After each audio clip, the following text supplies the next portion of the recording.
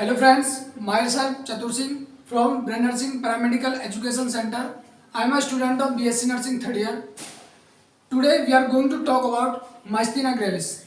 What is the means of myasthenia gravis? Myasthenia gravis is consist of three words: Maya, asthenia and gravis. क्या होता है? Maya, asthenia and gravis. Maya means होता है muscle, एस्थीनिया means होता है weakness और gravis means होता है सीवियर। तो माइस्थीनिया का मीन्स हुआ severe muscles weakness due to deficiency of acetylcholine neurotransmitter at neuromuscular junction of motor end plate of voluntary muscles is called myasthenia gravis. Myasthenia gravis का means हुआ कि जो neuromuscular junction है, ये क्या है?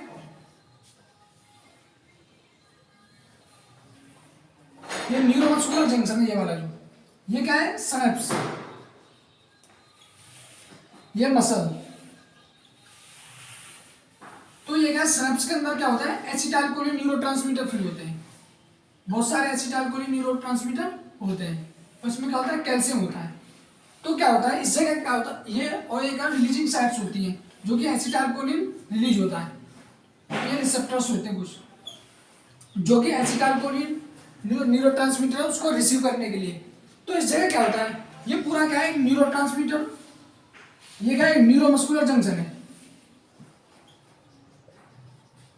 न्यूरोमस्कुलर जंक्शन का मीन्स होता है न्यूरॉन और मसल्स के बीच में जो जंक्शन बन रहा है, ये क्या है? न्यूरॉन।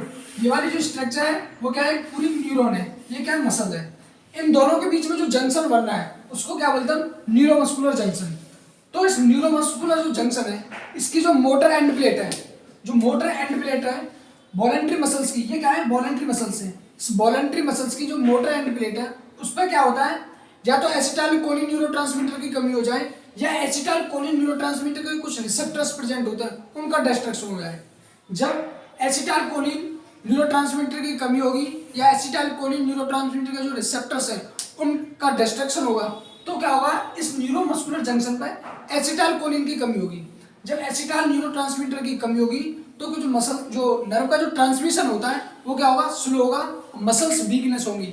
जब मसल्स वीकनेस होंगी उसी कंडीशन को क्या बोलते हैं हम? Myasthenia gravis. एक नॉर्मल वे होता है हमारे नर्व का ट्रांसमिशन कैसे होता है।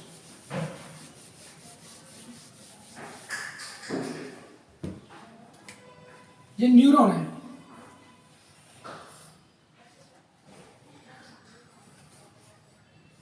ये क्या है? न्यूरॉन है। न्यूरॉन क्या है? हमारे नर्वस सिस्टम की सबसे स्ट्रक्चर एंड फंक्शनल यूनिट होती है। मतलब कि जो नर्वस सिस्टम होता है उसकी सबसे छोटी इकाई होती है न्यूरॉन, फंक्शनल स्ट्रक्चर, ठीक है। और ये क्या है? Second neuron.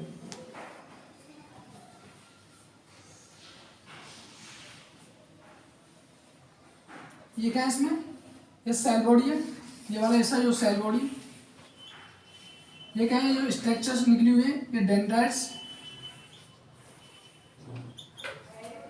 ये क्या? न्यूक्लियस, ये क्या है? Myelin sheath, Schwann cell,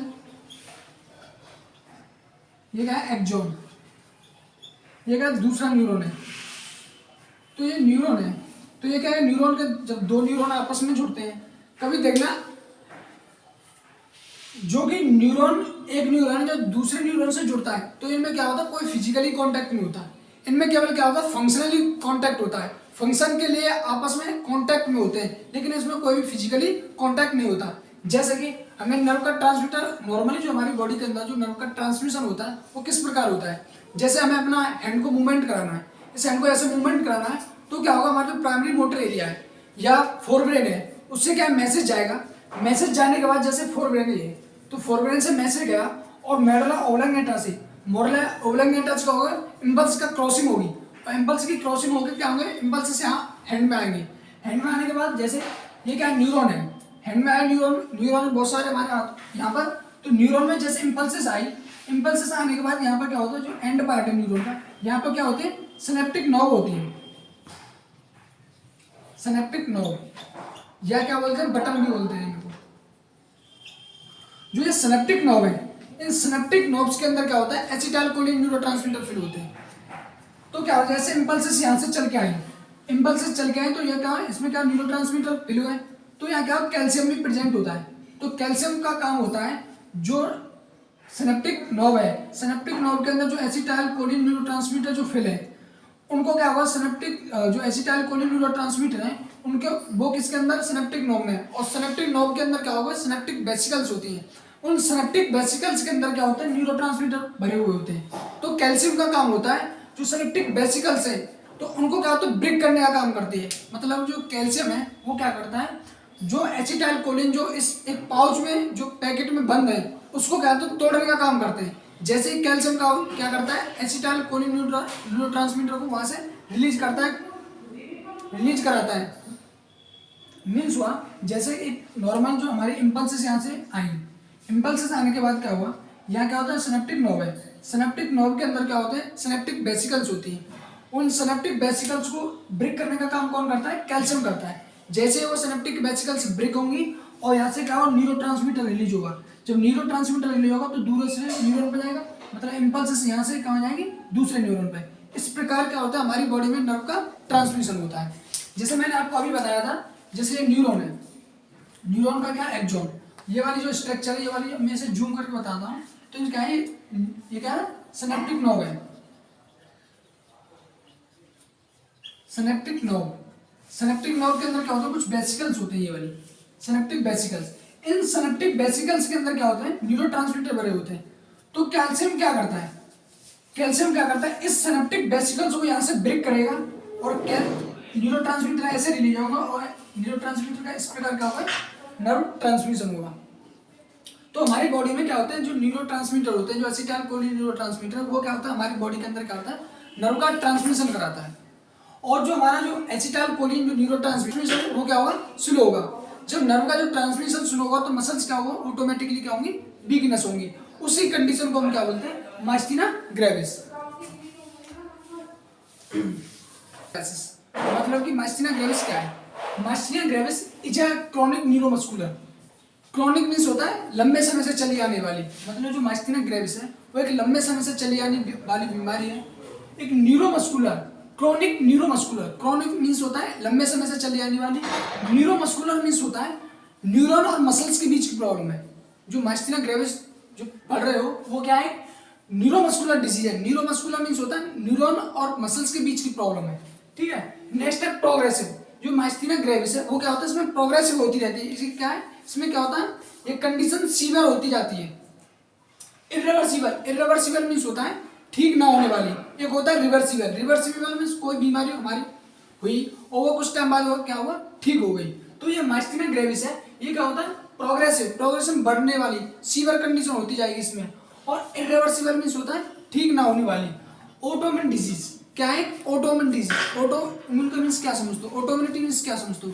autoimmunity का मीन्स होता है जैसे हमारी बॉडी है, तो हमारी खुद की बॉडी खुद की सेल्स और टिश्यू के अगेंस्ट या किसी रिसेप्टर के अगेंस्ट क्या होती है, एंटीबॉडी का प्रोडक्शन कर देती है। जिसके कारण एंटीबॉडी का प्रोडक्शन हमारी बॉडी के सेल्स और टिश्यू के अगेंस्ट होगा तो क्या करती है, ऑटोइम्यून डिजीज में जो हमारी न्यूरोमस्कुलर जंक्शन है, उस न्यूरोमस्कुलर जंक्शन पे ये क्या है, सिनेप्टिक नर्व, ये क्या है, मसल्स, ये क्या है, पूरा ये क्या न्यूरोमस्कुलर जंक्शन है, क्या है, न्यूरोमस्कुलर जंक्शन है। इस न्यूरोमस्कुलर जंक्शन पे क्या करती है, जब एंटीबॉडी का प्रोडक्शन होगा तो जब एंटीबॉडी बनेगी तो क्या करती है, जो रिसेप्टर्स हैं, एसिटाइलकोलिन के जो रिसेप्टर्स हैं, जो एसिटाइलकोलिन न्यूरोट्रांसमीटर को रिसीव करने वाले जो रिसेप्टर्स होते हैं वो क्या होते हैं, डिस्ट्रक्शन हो जाएंगे, क्या होंगे, डैमेज हो जाएंगे। जब डैमेज हो जाएंगे तो क्या होगा, एसिटाइलकोलिन जो न्यूरोट्रांसमीटर है उसको कौन रिसीव करेगा, कोई नहीं कर पाएगा। जब कर कैसे नहीं पाएगा, क्योंकि यहाँ क्या हो रहा है, एसिटाइलकोलिन न्यूरोट्रांसमीटर की कमी हो रही है। जब एसिटाइलकोलिन न्यूरोट्रांसमीटर की कमी होगी तो इंपल्सेस का जो ट्रांसमिशन है वो क्या होगा, स्लो होगा, मसल्स वीकनेस होगी, कंडीशन क्या कहलाएगी, माइस्थीनिया ग्रेविस। तो ऑटोइम्यून डिजीज का मीन्स समझ में आया कि हमारी बॉडी खुद के सेल्स और टिश्यू के अगेंस्ट क्या करती है, एंटीबॉडी का प्रोडक्शन कर देती है। In which deficiency of acetylcholine neurotransmitter at motor end plate of voluntary muscles, जो हमारी वॉलेंट्री मसल्स हैं, हमारी बॉडी की जो जितनी भी ऑल ओवर बॉडी के अंदर जो वॉलेंट्री मसल्स होती हैं, उन सभी वॉलेंट्री मसल्स में क्या होगा, सीवियर वीकनेस हो जाती है। क्यों हो जाती है? क्योंकि इसमें क्या होगा, एसिटाइलकोलिन जो न्यूरोट्रांसमीटर है इसकी कमी हो रही है। और एसिटाइलकोलिन जो न्यूरोट्रांसमीटर है वो क्या करता है, हमारी जो ऑल ओवर बॉडी की जो वॉलेंट्री मसल्स होती हैं उनमें क्या करता है, उसके कंडक्शन को फास्ट करता है और मसल्स कॉन्ट्रैक्शन में हेल्प करता है, मसल को क्या करता है, कॉन्ट्रैक्ट करता है। और इस कंडीशन में क्या हो रहा है, एसिटाइलकोलिन न्यूरोट्रांसमीटर की क्या हो रही है, कमी हो रही है, जिसके कारण क्या हो रहा है, मसल्स वीकनेस हो रही है।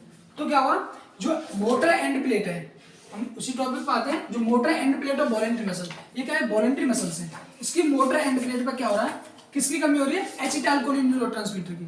जब एसिटाइल न्यूरोट्रांसमीटर है उसकी जब कमी होगी तो क्या होगा, result in severe skeletal muscle weakness, ptosis और रेस्पिरेटरी पैरालिसिस। तो ये कंडीशन हमको दिखने को मिलेगी जब पेशेंट को माइस्थीनिया ग्रेविस होगा। माइस्थीनिया ग्रेविस होगा, जो हमारे जो वॉलेंट्री मसल्स हैं, जो वॉलेंट्री मसल्स की जो मोटर एंड प्लेट होती हैं उनके ऊपर क्या होगा, उनमें क्या होगा, एसिटाइलकोलिन न्यूरोट्रांसमीटर की कमी होगी। तो ये कंडीशन हमको पेशेंट को दिखने को मिलेगी, जैसे severe skeletal muscle weakness, ptosis और respiratory paralysis. Severe skeletal muscles weakness means जो हमारे स्केलेटल मसल्स हैं, जो स्केलेटल मसल्स क्या होते हैं, वॉलेंट्री मसल्स हैं, तो उनमें क्या होगा, वीकनेस होगी। टोसिस मींस होता है ड्रॉपलिंग ऑफ आईलिड, और इसका रेस्पिरेटरी पैरालिसिस, और पेशेंट को क्या होगा, रेस्पिरेटरी पैरालिसिस दिखने को मिलेगा। ये मैं आपको डिटेल में आगे पढ़ाऊंगा कॉज में। अब हम नेक्स्ट बात करते हैं कॉज। तो माइस्थीनिया जो ग्रेविस है उसका कॉज क्या है, जो माइस्थीनिया ग्रेविस का जो एग्जैक्ट कॉज क्या है, अननोन मींस इडियोपैथिक। जो माइस्थीनिया ग्रेविस जो डेवलप हो रही है हमारी बॉडी के अंदर, उसका कोई एग्जैक्ट कॉज नहीं है, लेकिन कुछ रिस्क फैक्टर्स हैं, जैसे कि ऑटोमन डिजीज। ऑटोमन डिजीज कैसे क्या है, मैंने आपको अभी बताया था। रिस्क फैक्टर का मीन्स क्या होता है, रिस्क फैक्टर का मीन्स होता है कि कुछ ऐसे फैक्टर्स जो कि माइस्थीनिया जो ग्रेविस है उसे क्या होता है, डेवलप कर सकते हैं। तो इसमें क्या है, फर्स्ट है जो रिस्क फैक्टर है, इसमें क्या है, ऑटोमन डिजीज। ऑटोमन ये क्या है, ऑटोमन डिजीज है। ऑटोमन डिजीज का मीन्स मैंने अभी बताया था। ऑटोमन डिजीज का मीन्स होता है कि जो हमारी बॉडी है, हमारे जो ऑटोइम्यून सिस्टम है या हमारा इम्यून सिस्टम है, वो क्या होता है, हमारी खुद की सेल्स और टिश्यू के अगेंस्ट क्या करता है, एंटीबॉडी का प्रोडक्शन कर देता है। जैसे कि ये क्या है, एक्सॉन है, किसका पार्ट है एक्सॉन, न्यूरॉन का। ये क्या है, सिनेप्टिक नर्व है, इसके अंदर क्या है, सिनेप्टिक वेसिकल्स है, सिनेप्टिक वेसिकल्स के अंदर क्या है, न्यूरोट्रांसमीटर फिल है। ये क्या है, कैल्शियम है, ठीक है। ये क्या है, मसल, ठीक है, ये मसल है। तो क्या होता है, ये ऑटोमन डिजीज में क्या होता है, ऑटोमन डिजीज का मीन्स होता है हमारी बॉडी क्या करती है, हमारा जो इम्यून सिस्टम वो एक्टिवेट होगा और क्या होगा, अपनी खुद की बॉडी और टिश्यू के अगेंस्ट क्या होगा, एंटीबॉडी का प्रोडक्शन कर देगा। सपोज दैट इस जगह एंटीबॉडी का प्रोडक्शन होगा, जब इस जगह एंटीबॉडी का प्रोडक्शन होगा तो क्या होगा, जो रिसेप्टर्स हैं ये क्या है, एसिटाइल, मैं एसिटाइलकोलिन को क्या होगा, ACH से डिनोट करूंगा, ठीक है। जब क्या होगा, यहाँ पर एंटीबॉडी का प्रोडक्शन होगा, जब एंटीबॉडी बनेंगे, जो एंटीबॉडी बनेंगे तो यहाँ पर क्या होगा, एंटीजन और एंटीबॉडी का क्या होगा, रिएक्शन होगी। जब एंटीजन एंटीबॉडी की रिएक्शन होगी तो जो ये रिसेप्टर्स हैं, ये वाले जो रिसेप्टर्स हैं ये क्या होंगे, डैमेज हो जाएंगे। जब ये रिसेप्टर डैमेज हो जाएंगे तो क्या होगा, एसिटाइलकोलिन को कौन रिसीव करेगा, एसिटाइलकोलिन को कोई रिसीव नहीं कर पाएगा। तो इस जगह क्या होगा, एसिटाइलकोलिन न्यूरोट्रांसमीटर की क्या होगी, कमी होगी। जब एसिटाइलकोलिन न्यूरोट्रांसमीटर की जब कमी होगी तो नर्व का ट्रांसमिशन क्या होगा, स्लो होगा, और मसल्स क्या होंगी, वीकनेस होगी। कंडीशन क्या कहलाती है, माइस्थीनिया ग्रेविस। तो ऑटोइम्यून डिजीज क्या है, एक रिस्क फैक्टर है जो कि माइस्थीनिया ग्रेविस डेवलप कर सकता है। नेक्स्ट है कैल्शियम डेफिशिएंसी। तो आपने कैल्शियम का फंक्शन पढ़ा होगा, calcium help in the nerve transmission. तो इस जगह क्या हो रहा है, कैल्शियम की डेफिशिएंसी हो रही है, मतलब माइस्थीनिया ग्रेविस जो कंडीशन है वो कैसे डेवलप होगी, जब कैल्शियम की डेफिशिएंसी होगी। तो मैंने आपको बताया था, तो कैल्शियम का जो मेन जो रोल होता है वो क्या होता है, help in the nerve transmission, ठीक है। तो कैल्शियम क्या करती है, जैसे कोई इंपल्सेस आई, ब्रेन से हमारे इंपल्सेस आई और एक्सॉन तक आई, एक्सॉन से चल के सिनेप्टिक नर्व तक आई, सिनेप्टिक नर्व तक आते क्या होगा, कैल्शियम क्या करता है, जो सिनेप्टिक नर्व के अंदर, ये क्या है, सिनेप्टिक नर्व है, सिनेप्टिक नर्व है, और सिनेप्टिक नर्व के अंदर क्या होते हैं, सिनेप्टिक वेसिकल्स। इन सिनेप्टिकल्स के अंदर क्या होते हैं, ACH। ACH मींस क्या होता है, एसिटाइलकोलिन न्यूरोट्रांसमीटर, ये फिल होते हैं। जैसे इंपल्स यहाँ से आए तो ये कैल्शियम क्या करता है, जो सिनेप्टिक वेसिकल्स है इनको ब्रेक करेगा, मींस तोड़ेगा। तो यहाँ से क्या होगा, ACH क्या होगा, रिलीज होंगे, न्यूरोट्रांसमीटर क्या होंगे, रिलीज होंगे। जब न्यूरोट्रांसमीटर रिलीज होंगे तो मसल्स के अंदर आएंगे, जब मसल्स के अंदर आएंगे तो जब एसिटाइलकोलिन यहाँ से रिलीज हुए, जब एसिटाइलकोलिन यहाँ से रिलीज होंगे तो यहाँ से रिलीज होकर कहाँ पर आए, मसल्स में, और मसल्स में आए तो मसल्स में क्या करेंगे, कॉन्ट्रैक्शन करते हैं। क्योंकि मैंने आपको फंक्शन बताया था कि एसिटाइलकोलिन जो न्यूरोट्रांसमीटर उसका फंक्शन है मसल्स की कंडक्शन को फास्ट करना या मसल में कॉन्ट्रैक्शन लाना। जैसे यहाँ से एसिटाइलकोलिन रिलीज हुए और मसल्स तक आए और मसल्स में क्या होगा, कॉन्ट्रैक्शन होंगे। तो इस कंडीशन में क्या होगा, कैल्शियम की डेफिशिएंसी हो रही है। जब कैल्शियम की डेफिशिएंसी या कैल्शियम ही प्रेजेंट नहीं होगा तो क्या होगा, सिनेप्टिक वेसिकल्स है वो ब्रेक नहीं होंगी। जब सिनेप्टिक वेसिकल्स ब्रेक नहीं होंगी तो क्या होगा, न्यूरोट्रांसमीटर रिलीज नहीं होंगे। जब न्यूरोट्रांसमीटर रिलीज नहीं होंगे तो नर्व का जो इंपल्सेस हो रहा था, जो नॉर्मल ट्रांसमिशन हो रहा था वो क्या होगा, रुक जाएगा। जब नर्व का ट्रांसमिशन रुक जाएगा तो मसल्स क्या होंगी, ये वीकनेस होंगी। तो कंडीशन कौन सी डेवलप होगी, माइस्थीनिया ग्रेविस। नेक्स्ट हम बात करते हैं एसिटाइलकोलिन न्यूरोट्रांसमीटर डेफिशिएंसी। किसी भी कारण, कोई भी कारण हो सकता है जिसकी वजह से क्या होता है, ये एसिटाइलकोलिन की कमी हो जाए। इसी में जो सिनेप्टिक वेसिकल्स के अंदर जो एसिटाइलकोलिन भरे हुए हैं उनकी किसी भी कारण कमी हो जाए। जब सिनेप्टिक नोड के अंदर, सिनेप्टिक वेसिकल्स के अंदर न्यूरोट्रांसमीटर की कमी होगी तो क्या होगा, मसल्स क्या होंगी, वीकनेस होगी, नर्व का ट्रांसमिशन स्लो होगा। जब एसिटाइलकोलिन न्यूरोट्रांसमीटर की कमी होगी तो क्या होगा, नर्व का ट्रांसमिशन स्लो होगा, नर्व का ट्रांसमिशन स्लो होगा तो मसल्स वीकनेस होगी। कंडीशन क्या कहलाएगी, माइस्थीनिया ग्रेविस। नेक्स्ट हम बात करते हैं डिस्ट्रक्शन ऑफ एसिटाइलकोलिन रिसेप्टर्स। ये क्या है, ये जो रिसेप्टर्स दिख रहे हैं ये क्या है, एसिटाइलकोलिन रिसेप्टर है, एसीएच रिसेप्टर। एसीएच का मैंने मीन्स बताया था, एसिटाइलकोलिन। तो क्या होता है, किसी भी कारण ये क्या, रिसेप्टर डैमेज हो जाए, कोई भी कारण हो सकता है। जैसे ऑटोइम्यून डिजीज होगी पेशेंट को, जब ऑटोइम्यून डिजीज होगी तो एंटीजन एंटीबॉडी की रिएक्शन होगी। जब एंटीजन एंटीबॉडी की रिएक्शन होगी तो क्या होगा, यहाँ पर इन्फ्लामेशन होगा, बहुत सारी रिएक्शंस होंगी, तो ये रिसेप्टर क्या होंगे, डैमेज हो जाएंगे। जब ये रिसेप्टर्स डैमेज हो जाएंगे और इन रिसेप्टर्स का वर्क क्या होता है, यहाँ से जो कैल्शियम क्या करती है, सिनेप्टिक वेसिकल्स को ब्रेक करेंगे, यहाँ से एसिटाइलकोलिन रिलीज होंगे और ये क्या करते हैं, जो रिसेप्टर्स हैं वो क्या करते हैं, इसको रिसीव करने का काम करते हैं। एसीएच को क्या करते हैं, रिसीव करते हैं। अब यही रिसेप्टर क्या होते हैं, डैमेज हो जाए, मतलब इनका डिस्ट्रक्शन हो जाए तो एसिटाइलकोलिन को कोई रिसीव नहीं कर पाएगा। जब एसिटाइलकोलिन रिसीव नहीं होगा तो मसल्स तक नहीं आ पाएंगे। जब मसल्स तक नहीं आ पाएंगे तो क्या होगा, नर्व का जो ट्रांसमिशन पर स्लो होगा। जब मसल्स नर्व का ट्रांसमिशन क्या होगा, स्लो होगा, तो मसल्स क्या होंगी, वीकनेस होंगी। तो कंडीशन क्या कहलाएगी, माइस्थीनिया ग्रेविस। नेक्स्ट हम बात करते हैं excessive secretion of cholinesterase enzyme. Cholinesterase, ase means किस वर्ड के लिए, अगर कोई भी वर्ड है उसके पीछे एज लगता है तो मींस क्या है, एक एंजाइम है। तो ये क्या है, कोलिनेस्टेरेज एक एंजाइम है जो कि कहाँ पर प्रेजेंट होता है, ये यहाँ प्रेजेंट होता है, जो क्या है, एसीएच के रिसेप्टर्स हैं। एसीएच के रिसेप्टर्स के ऊपर क्या होता है, कोलिनेस्टेरेज एक एंजाइम प्रेजेंट होता है। इस एंजाइम का वर्क होता है, जो एसीएच है, जो एसिटाइलकोलिन जो न्यूरोट्रांसमीटर, उसकी कंसंट्रेट को रेगुलेट करने का काम करता है, या एक तरह से ये कहो तो उसको सप्रेस करने का काम करता है, या उसकी कंसंट्रेट को रेगुलेट करने का काम करता है। ये समझो कि जो कोलिनेस्टेरेज जो एंजाइम है उसकी जो एसिटाइलकोलिन की कंसंट्रेट को क्या करता है, रेगुलेट करता है। तो जैसे अगर excessive secretion of cholinesterase enzyme, जब ज़्यादा मात्रा में अगर कोलिनेस्टेरेज एंजाइम रिलीज होगा तो उस कंडीशन में क्या होगा, जब एक्सेस मात्रा में कोलिनेस्टेरेज एंजाइम रिलीज होगा तो ये किसको सप्रेस करेगा, जब ज़्यादा मात्रा में रिलीज होगा तो ये क्या, एसिटाइलकोलिन न्यूरोट्रांसमीटर को क्या होगा, सप्रेस करेगा एक तरह से।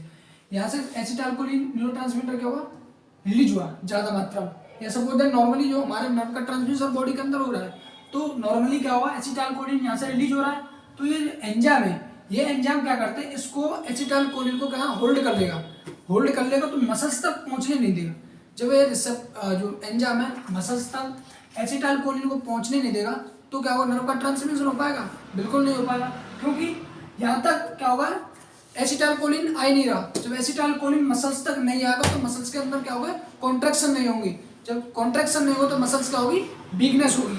जब मसल्स वीकनेस होगी तो कंडीशन क्या कहलाएगी, माइस्थीनिया ग्रेविस। एक ही मीन्स है जो माइस्थीनिया ग्रेविस है, उसका एक सिंपल वे में बताऊं तो माइस्थीनिया ग्रेविस का मीन्स होता है कि माइस्थीनिया ग्रेविस में एसिटाइलकोलिन न्यूरोट्रांसमीटर की कमी होती है, जिसके कारण जो हमारी ऑल ओवर बॉडी के अंदर वॉलेंट्री मसल्स होती हैं उनमें क्या होगा, सीवियर मसल्स वीकनेस होगी। जब सीवियर मसल्स वीकनेस होगी तो वो कंडीशन ही क्या कहलाती है, माइस्थीनिया ग्रेविस। नेक्स्ट हम बात करते हैं, नेक्स्ट रिस्पेक्टर है थाइमोमा। थाइमोमा मीन्स होता है जो थामस ग्लैंड होती है, थामस ग्लैंड के अंदर क्या हो जाए, ट्यूमर हो जाए, कोई ट्यूमर हो जाए, जब कोई सपोज दैट थाइमस ग्लैंड का साइज इतना बड़ा है, जब कोई ट्यूमर होगा तो उसका साइज बढ़ेगा नहीं बढ़ेगा, तो उसमें सेल्स बढ़ेंगी। जब सेल्स बढ़ेंगे तो ये क्या होगा, ज़्यादा मात्रा में क्या होता है अपना फंक्शन बढ़ा देंगे। जब ये क्या होगा, थाइमोमा हुआ, थाइमस ग्लैंड में कोई ट्यूमर होगा तो उसका साइज बढ़ेगा, उसकी सेल्स बढ़ेंगी, इनकी नंबर ऑफ सेल, इनकी साइज ऑफ सेल। जब उनका साइज बढ़ेगा तो उसके फंक्शंस भी बढ़ेंगे। तो थाइमस जो ग्लैंड है, ये वाली जो ग्लैंड है जो इसमें ट्यूमर हुआ है, वो क्या है, थाइमोसिन नाम का एक हार्मोन रिलीज करती है, थाइमोसिन। और इस थाइमोसिन जो हार्मोन जो रिलीज होता है, उसका जो फंक्शन क्या होता है थाइमोसिन का, ये क्या होता है, जो हमारी टी लिम्फोसाइट होती है, टी लिम्फोसाइट को क्या करता है, मैचुरेशन का काम करता है, मैचुरेशन का काम करता है। जब टी लिम्फोसाइट क्या मैच्योर हो जाएंगी, परिपक्व हो जाएंगी अपना फंक्शन करने के लिए, तो ये क्या करती है, बी लिम्फोसाइट को क्या करती है, इंफॉर्मेशन देती है। इंफॉर्मेशन नहीं किसके लिए, फॉर एंटीबॉडी प्रोडक्शन के लिए। देखो इसमें क्या होता है, थाइमोमा किसी पेशेंट को हो रहा है तो थाइमस ग्लैंड में क्या होगा, ट्यूमर हुआ, तो ट्यूमर हुआ तो उसकी सेल्स नंबर बढ़ेंगी। जब सेल्स नंबर बढ़ेंगी, जो सेल्स नंबर बढ़ेंगी तो उसका फंक्शन भी बढ़ेगा। तो थाइमस ग्लैंड का काम होता है, थाइमोसिन नाम का एक हार्मोन रिलीज करती है। वो थाइमोसिन हार्मोन क्या करता है, वो क्या करता है, टी लिम्फोसाइट, हमारी बॉडी के अंदर दो टाइप की लिम्फोसाइट होते हैं, एक टी लिम्फोसाइट एक बी लिम्फोसाइट। तो जो थाइमोसिन हार्मोन है वो टी लिम्फोसाइट को मैचुरेशन का काम करता है, एक तरह से परिपक्व बनाता है उसे। जब टी लिम्फोसाइट मैच्योर हो जाएंगी उसके बाद टी लिम्फोसाइट क्या करेंगी, बी लिम्फोसाइट को क्या करेंगे, इन्फॉर्मेशन देंगी एंटीबॉडी प्रोडक्शन करने के लिए। तो क्या हुआ, सपोज दैट जब थाइमोसिन ने क्या टी लिम्फोसाइट को मैच्योर किया, उसके बाद टी लिम्फोसाइट ने बी लिम्फोसाइट को इन्फॉर्मेशन दी और क्या हुआ, एंटीबॉडी का प्रोडक्शन हुआ। अब यहाँ पर क्या है, न्यूरोमस्कुलर जंक्शन पर एंटीबॉडी का प्रोडक्शन हो गया। जब इस जगह एंटीबॉडी का प्रोडक्शन हुआ तो जो एंटीबॉडी क्या करेंगे, जो एसिटाइलकोलिन के जो रिसेप्टर्स हैं, एसी जो रिसेप्टर्स हैं, इन रिसेप्टर को डैमेज कर देंगे। जब ये रिसेप्टर डैमेज हो जाएंगे तो क्या होगा, एसिटाइलकोलिन न्यूरोट्रांसमीटर क्या होगी, कमी होगी। जब एसिटाइलकोलिन न्यूरोट्रांसमीटर की कमी होगी तो जो नर्व का जो ट्रांसमिशन नॉर्मल वे में हो रहा था वो क्या होगा, बंद हो जाएगा। जब वो नर्व का जो ट्रांसमिशन बंद होगा तो मसल्स क्या होंगी, वीकनेस होगी, और मसल्स वीकनेस होने ही कोई क्या कहते हैं, माइस्थीनिया ग्रेविस। जब मसल्स वीकनेस होंगी तो वो कंडीशन क्या कहलाएगी, माइस्थीनिया ग्रेविस।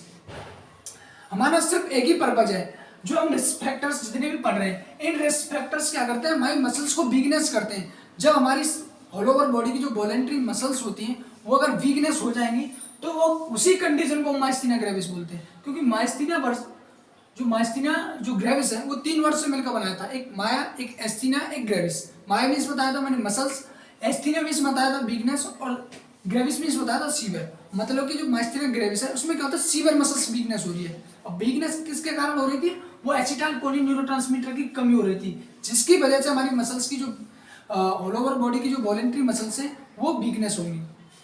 ठीक है, और मैंने ये भी बताया था जो एसिटाइलकोलिन जो न्यूरोट्रांसमीटर, उसका फंक्शन बताया था कि वो क्या होते हैं, जो हमारी मसल्स होती हैं, वॉलेंट्री मसल्स होती हैं, ऑल ओवर बॉडी के अंदर जितनी भी वॉलेंट्री मसल्स हैं उनमें क्या होता है, वो कॉन्ट्रैक्शन करता है या उसके कंडक्शन को क्या करता है, फास्ट कर देता है, उसके वर्क को क्या बढ़ा देता है। ठीक है, ये क्या हुआ, रिस्क फैक्टर्स हुए। ये क्या है, ये सभी जो जितने भी रिस्क फैक्टर्स हैं ये क्या करते हैं, माइस्थीनिया ग्रेविस कंडीशन डेवलप कर सकते हैं। लेकिन इसका माइस्थीनिया ग्रेविस का जो एग्जैक्ट कॉज है वो क्या है, अननोन है। नेक्स्ट हम बात करते हैं पैथोफिजियोलॉजी। पैथोफिजियोलॉजी का मीन्स होता है जो माइस्थीनिया ग्रेविस हो रही है वो हमारी बॉडी में कैसे डेवलप हो रही है, कैसे उसके प्रोग्रेस हो रही है बॉडी के अंदर। तो क्या है, ड्यू टू इटियोलॉजिकल फैक्टर, मतलब कोई भी इटियोलॉजिकल फैक्टर्स हो सकता है, जैसे कोई रिस्क फैक्टर्स बताए थे मैंने अभी, तो उनमें से कोई एक रिस्क फैक्टर्स हो सकता है जिसकी वजह से क्या होता है, lymphocyte produce antibody against the acetylcholine neurotransmitter receptors. तो क्या होता है, किसी भी कारण जो हमारी लिम्फोसाइट है वो क्या करते हैं, एंटीबॉडी का क्या करते हैं, प्रोडक्शन करते हैं, किसके अगेंस्ट, एसीएच रिसेप्टर्स। जो एसिटाइलकोलिन के जो रिसेप्टर्स हैं उनके अगेंस्ट क्या होता है, हमारी टी लिम्फोसाइट क्या है, टी बी लिम्फोसाइट क्या करते हैं, एंटीबॉडी का प्रोडक्शन करते हैं। जब एंटीबॉडी का प्रोडक्शन हुआ तो क्या हुआ, antibody then attack the post synaptic muscles membrane. ये क्या है, ये क्या है, एक न्यूरॉन है, ये न्यूरॉन है, ये सेकंड न्यूरॉन है, ठीक है ना, ये सिनेप्टिक, ये क्या सेकंड न्यूरॉन, इस वाले को क्या बोलते हैं, प्री सिनेप्टिक न्यूरॉन, और ये क्या है, पोस्ट सिनेप्टिक न्यूरॉन। जो सेकंड न्यूरॉन है उसको क्या बोलते हैं, सेकंड न्यूरॉन के डेंड्राइट्स को क्या बोलते हैं, post synaptic neuron. Pre synaptic neuron बोलते हैं किसको, जो फर्स्ट जो न्यूरॉन है उसका जो टर्मिनल पार्ट होता है उसको हम बोलते हैं प्री सिनेप्टिक न्यूरॉन, और पोस्टसिनेप्टिक न्यूरॉन किसे बोलते हैं, जो सेकंड न्यूरॉन है उसके जो डेंड्रिट्स हैं उनको क्या बोलते हैं, पोस्टसिनेप्टिक न्यूरॉन।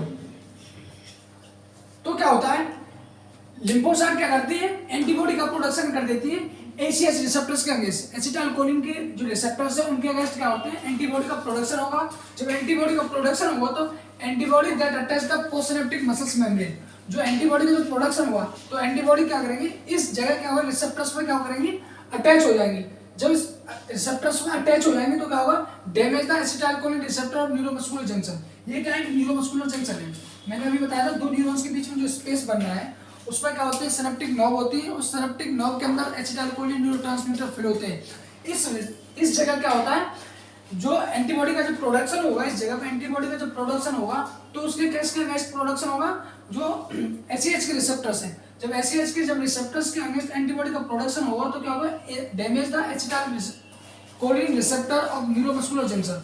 न्यूरोमस्कुलर जंक्शन पर एसिटाइलकोलिन के जो रिसेप्टर्स हैं उनका क्या होगा, डैमेज हो जाएगा। जब डैमेज होगा तो क्या होगा, defect in the transmission of impulses from nerve to muscle cell. तो क्या होगा, जो नर्व का जो ट्रांसमिशन हो रहा था, नर्व न्यूरॉन से मसल्स तक का जो ट्रांसमिशन हो रहा था वो क्या होगा, डिफेक्ट हो जाएगा उसके अंदर। डिफेक्ट किस वजह से हो रहा है, क्योंकि यहाँ क्या हो रहा है, एसिटाइलकोलिन के रिसेप्टर डैमेज हो रहे हैं। जब रिसेप्टर डैमेज होंगे तो जो नर्व का जो ट्रांसमिशन नॉर्मली हो रहा था वो क्या हो जाएगा, गड़बड़ा जाएगा, या एक तरह से डिफेक्ट हो जाएगा या स्टॉप हो जाएगा।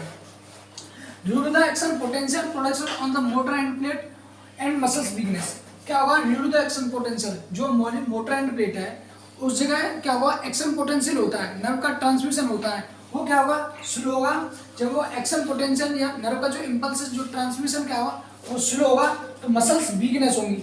जब मसल्स वीकनेस हो रही है उसी कंडीशन को क्या बोलते हैं, माइस्थीनिया ग्रेविस। तो ये क्या होगी, पैथोफिजियोलॉजी, कि हमारी बॉडी के अंदर जो माइस्थीनिया ग्रेविस जो डेवलप हो रही है वो किस प्रकार डेवलप हो रही है, कैसे प्रोग्रेस हो रही है हमारी बॉडी के अंदर। ठीक है, तो हम नेक्स्ट बात करते हैं साइन एंड सिम्टम। जो माइस्थीनिया ग्रेविस है वो किसी पेशेंट को हो गई, उस होने के बाद जो सिम्टम्स अराइज हो रहे हैं, कौन कौन से सिम्टम्स दिखने को मिलेंगे हम पेशेंट को। नेक्स्ट हम बात करते हैं साइन एंड सिम्टम। जो माइस्थीनिया ग्रेविस है उसके क्या क्या साइन एंड सिम्टम दिखने को मिलेंगे। अगर किसी पेशेंट को माइस्थीनिया ग्रेविस हुई है तो हमें उस पेशेंट को क्या क्या सिम्टम दिखने को मिलेंगे। First of all ptosis. Ptosis means होता है ड्रॉपलिंग ऑफ आईलिड। ड्रॉपलिंग ऑफ आईलिड, जो हमारी आईलिड है, ये पलक है, ये आईलिड है, वो क्या होगी, ड्रॉपलेट होगी बार बार। क्यों हो रही है, क्योंकि जो वॉलेंट्री मसल्स है वो क्या होगी, वीकनेस हो रही है। तो आईलिड है वो क्या है, वॉलेंट्री मसल्स है।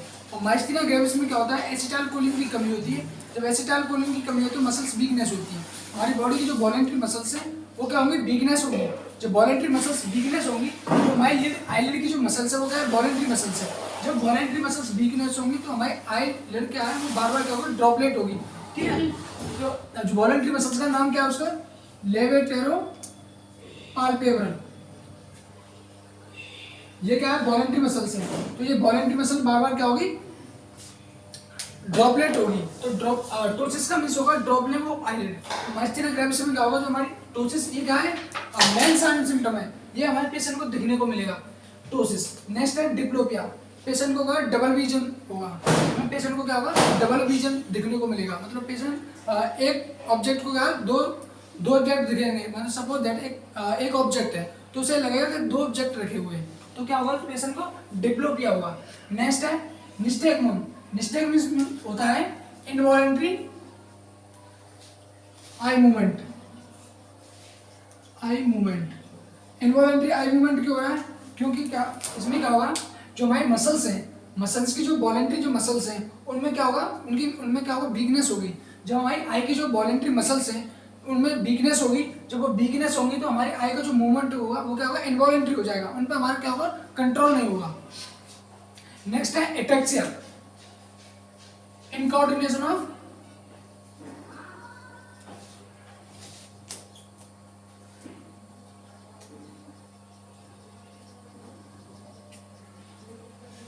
जो एटेक्सिया मीन्स होता है इनकोऑर्डिनेशन ऑफ वॉलेंट्री मसल्स। जो हमारी माइस्थीनिया ग्रेविस अगर किसी पेशेंट को हो जाता है तो उसमें क्या सिम्टम दिखने को मिलेगा, एटेक्सिया। एटेक्सिया का मीन्स होता है इनकोऑर्डिनेशन ऑफ वॉलेंट्री मसल्स। जो जितनी भी हमारी बॉडी के अंदर वॉलेंट्री मसल्स हैं उनका क्या होगा, कोऑर्डिनेशन नहीं बैठ पाएगा, मतलब उनमें कोऑर्डिनेशन नहीं होगा, तालमेल नहीं होगा उनके बीच में। तो क्या होगा, क्यों नहीं होगा, क्योंकि उसमें क्या होगा, हमारी जो वॉलेंट्री मसल्स है वीकनेस हो रही है, जिसकी वजह से मसल्स वीकनेस होंगी तो उनके बीच में जो कोऑर्डिनेट हो रहा था उनमें क्या होगा, इनकोऑर्डिनेशन हो जाएगा। नेक्स्ट हमारा रेस्पिरेटरी फेलियर। रेस्पिरेटरी फेलियर क्या होगा, जो रेस्पिरेशन में जो हेल्प करती है वो मसल्स वो वॉलेंट्री मसल्स हैं। जैसे इंटरकोस्टल मसल है, इंटरकोस्टल मसल क्या है, वॉलेंट्री मसल्स है। तो उसमें क्या होगा, वॉलेंट्री मसल्स में क्या होता है, वो वॉलेंट्री मसल्स जो इंटरकोस्टल मसल्स हैं वो क्या होगा, वीकनेस हो जाएगी। जो हमारी जो वॉलेंट्री मसल्स है वो क्या होंगे, वीकनेस होगी। तो रेस्पिरेटरी फेलियर में क्या होती है, जो इंटरकोस्टल मसल है वो क्या होगा, वीकनेस होगी। और वो लंबे समय तक अगर वीकनेस रहेगी तो क्या होगा, जो मसल्स को पैरालिसिस हो जाएगा। तो पैरालिसिस होगा तो फिर क्या होगा, मसल्स को क्या होगा, फिर क्या होगा, जो रेस्पिरेटरी जो मसल्स हैं उनमें क्या होगा, रेस्पिरेटरी फेलियर हो जाएगा। सपोज दैट ये क्या है, कोई माइस्थीनिया ग्रेविस है, उस पेशेंट को क्या होगा, हमें रेस्पिरेटरी फेलियर दिखने को मिलेगा। जैसे कि पेशेंट को रेस्पिरेटरी फेलियर हो सकता है। जैसे कि जो हमारी जो रेस्पिरेशन जो हेल्प करती है, इंटरकोस्टल मसल है, जो इंटरकोस्टल मसल्स का काम होता है कि हेल्प इन द रेस्पिरेशन।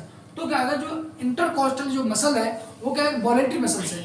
और माइस्थीनिया ग्रेविस के अंदर क्या होता है, वॉलेंट्री मसल्स में क्या हो रहा है, वीकनेस हो रही है। जब वॉलेंट्री मसल्स में वीकनेस हो रही है तो इंटरकोस्टल जो मसल है वो क्या है, वॉलेंट्री मसल है, उसमें वीकनेस होगी। जब लंबे समय तक उस मसल्स के अंदर वीकनेस होगी तो वही मसल्स क्या होती है, रेस्पिरेशन में हेल्प करती है। जब उसके अंदर वीकनेस होगी तो क्या होगा, धीरे धीरे उसमें होगा पैरालिसिस कंडीशन में चली जाएगी और क्या होगा, पेशेंट को रेस्पिरेटरी फेलियर होगा। नेक्स्ट है डिस्पेजिया। डिस्पेजिया मींस होता है difficulty in swallowing, difficulty in swallowing।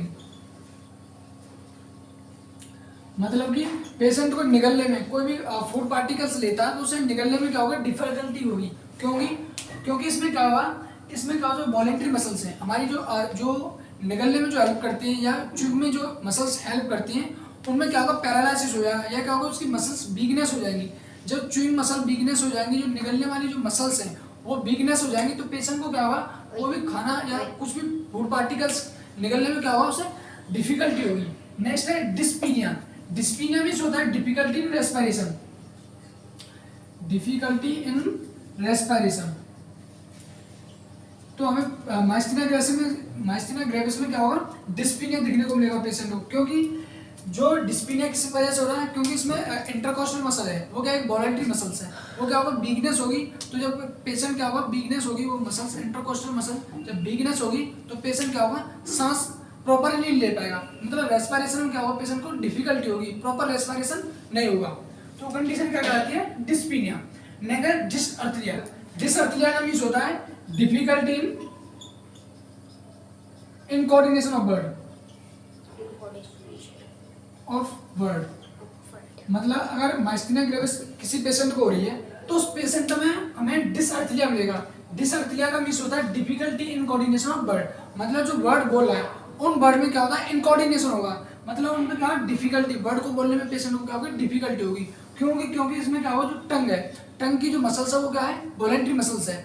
और माइस्थीनिया ग्रेविस में क्या हो रहा है, वॉलेंट्री मसल्स में क्या होती है, वीकनेस होती है। तो टंग की मसल जब वीकनेस हो जाएगी तो पेशेंट को क्या होगा, वर्ड को बोलने में क्या होगा, इनकोऑर्डिनेशन, मतलब वर्ड को बोलने में क्या होगा, डिफिकल्टी होगी।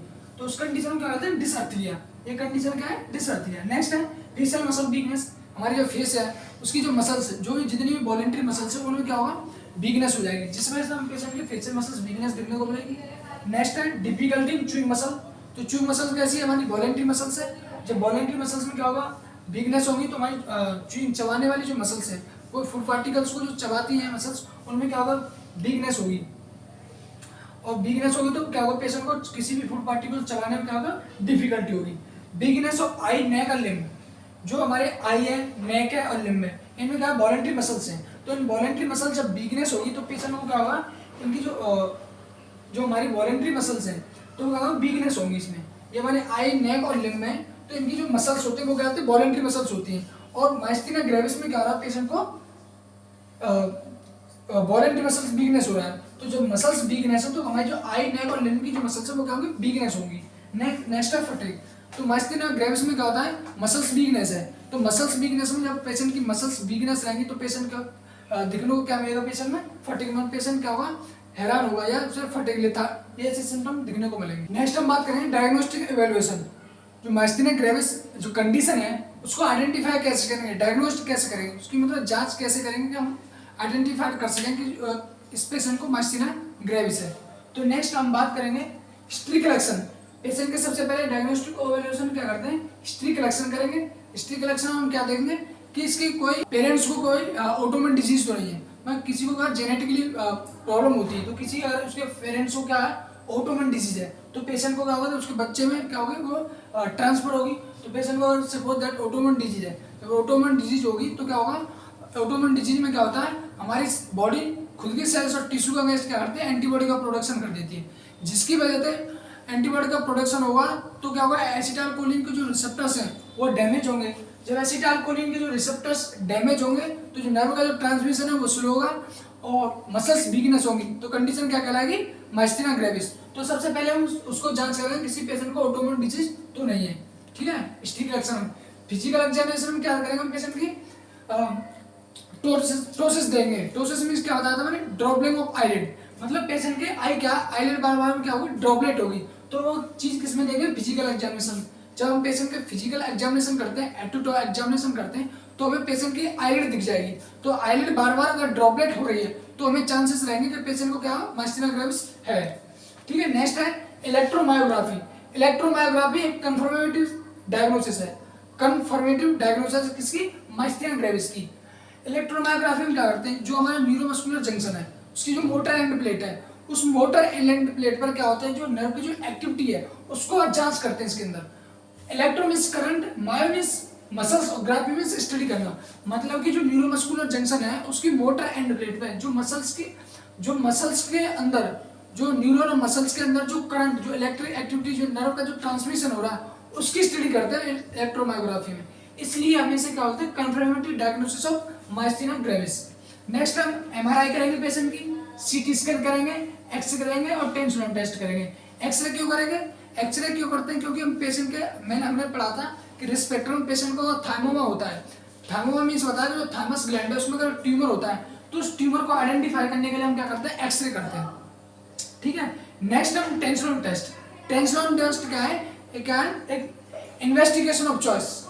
माइस्थीनिया ग्रेविस का इन्वेस्टिगेशन ऑफ चॉइस क्या है, टेंशन टेस्ट है। इस टेंशन टेस्ट से हम क्या होता है, पेशेंट की को आइडेंटिफाई कर सकते हैं, पेशेंट के अंदर क्या होता है, माइस्थीनिया ग्रेविस को आइडेंटिफाई कर सकते हैं। जैसे कि जो टेंशन टेस्ट है, टेंशन टेस्ट को क्या बोलते हैं, एंड्रोफोनियम टेस्ट, एंड्रोफोनियम टेस्ट। इसमें क्या करते हैं हम, ये क्या है, एंडोफोनियम टेस्ट है, तो इस एंडोफोनियम ड्रग भी कहते हैं इसमें क्या करते हैं, टेंशन टेस्ट में अगर कोई पेशेंट है, सपोज दैट आपको लगता है इसको माइस्थीनिया ग्रेविस है, तो हम क्या करते हैं, उसे पेशेंट लेटा हुआ है तो उस पेशेंट से पहले हम बातें करेंगे, उस पेशेंट से कहेंगे कि अपना हाथ को फोल्ड करो, हैंड को क्या करो, फोल्ड करो। अगर सपोज दैट वो पेशेंट हैंड को फोल्ड नहीं करता है तो हम क्या करते हैं, तो हमें डाउट रहता है कि पेशेंट को माइस्थीनिया ग्रेविस नहीं है, तो हम उस पर क्या होगा, टेंशन टेस्ट, एंडोफोनियम टेस्ट क्या अप्लाई करते हैं। तो एंडोफोनियम जो टेस्ट करते हैं उसमें क्या होता है, एंडोफोनियम ड्रग होती है, उस ड्रग में क्या होता है, एसिटाइलकोलिन न्यूरोट्रांसमीटर होता है, मतलब कि आर्टिफिशियल क्या होता है, न्यूरोट्रांसमीटर होता है।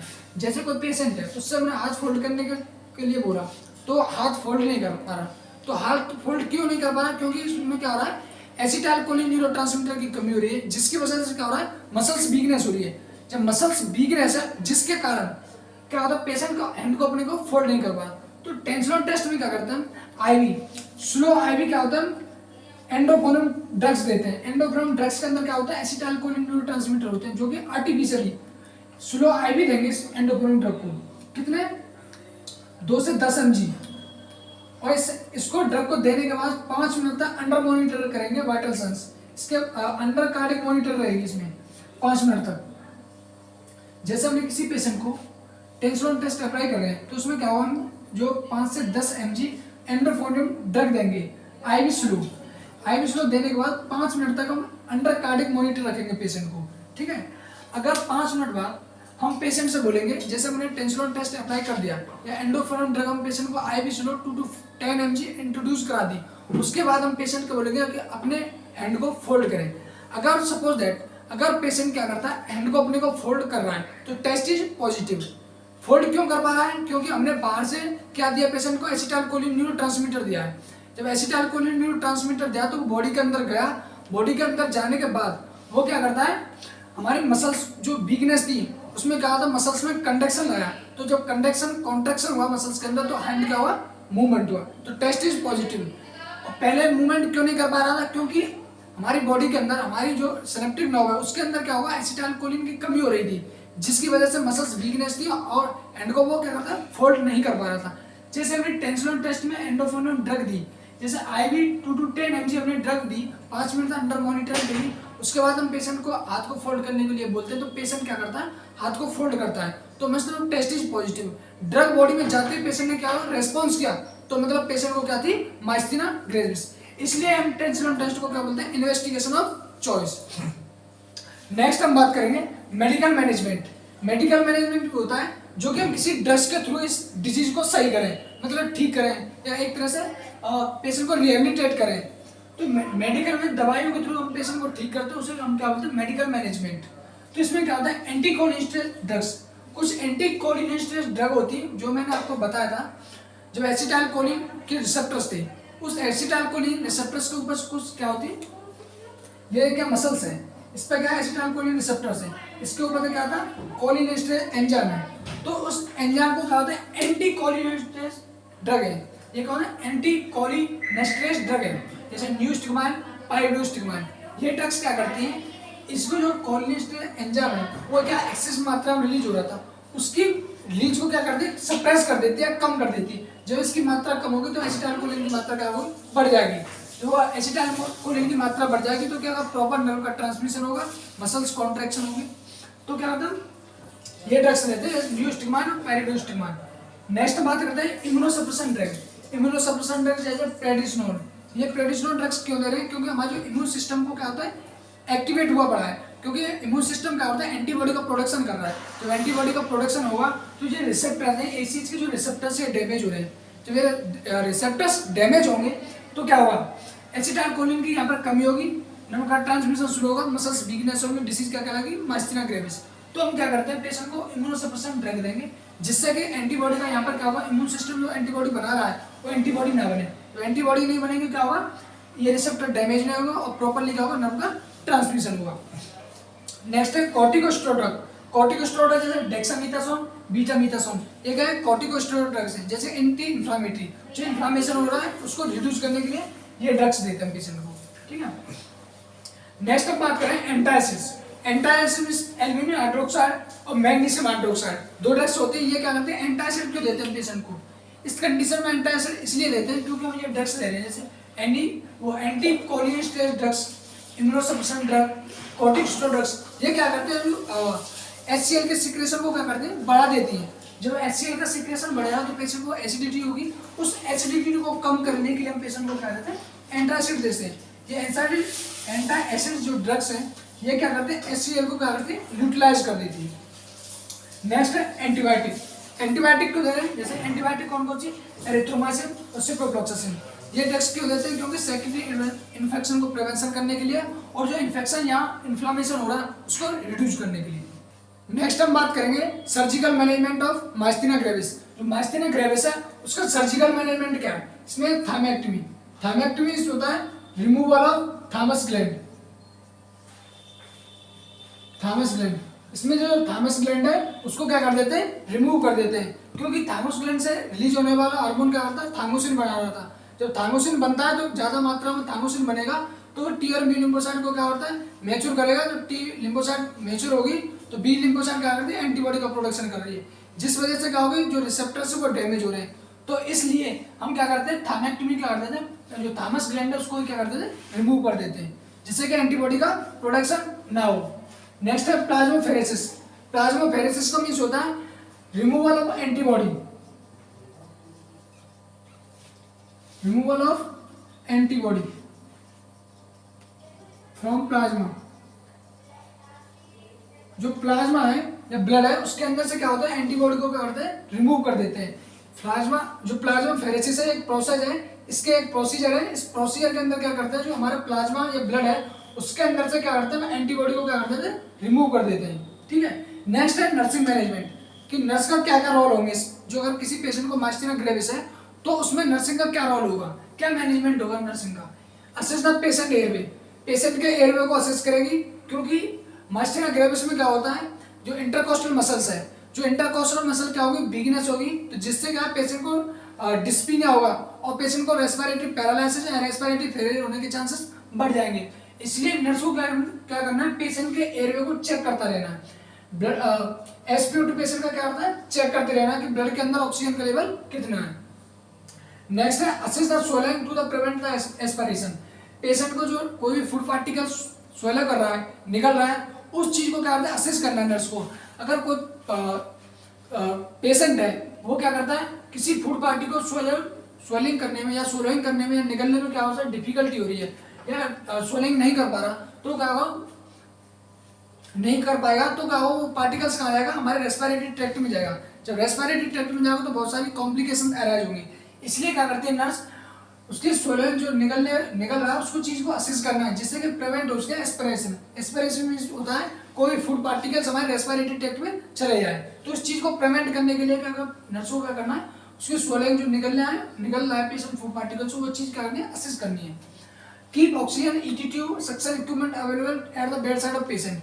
जो पेशेंट जिस बेड पर लेटा हुआ है उसकी साइड पर हम क्या क्या चीज इक्विपमेंट अवेलेबल रखने चाहिए, जैसे ऑक्सीजन सिलेंडर होने चाहिए, ईटीट्यूब एंडोट्रैक ट्यूब होती है, ये सक्शन इक्विपमेंट, ये इक्विपमेंट अवेलेबल होने चाहिए हम पेशेंट को। सपोज दैट पेशेंट का ऑक्सीजन लेवल डाउन हो रहा है तो पेशेंट को हम ऑक्सीजन दे सकें, ईटीट्यूब डाल सकें। ईटीट्यूब डालने से ऑक्सीजन लेवल बॉडी में ज़्यादा मात्रा में जाएगा, ये हेल्प करती है पेशेंट जिसके ऑक्सीजन प्रोवाइड कराने में।